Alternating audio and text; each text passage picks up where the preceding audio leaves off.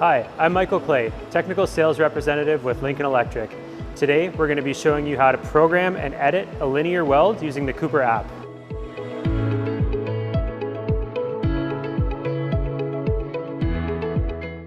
So the first thing we're going to do to program a linear weld is follow the instructions on the touchscreen of the pendant and have the Cobot go to our home position. Once the Cobot's in our home position, we'll start here. Now all we need to do is follow the instructions to create a weld. We'll push the blue button first to unlock the Cobot. When the blue light becomes solid, we can move the Cobot to the start of the welding position. When we're in position, we push the green button to signify the start of the weld, and then we move the Cobot to the end of the weld.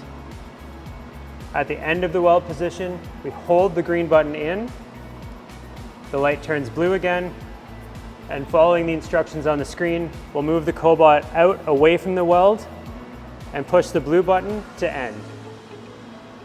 If we're happy with that weld, we can push done on the pendant and the program will be complete. So after our program's completed, using the pendant, we can dry run our program by pushing the play button.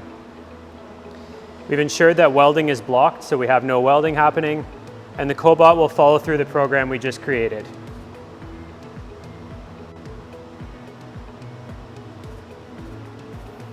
The same thing can also be dry run using the controls at the front of the Cobot cart.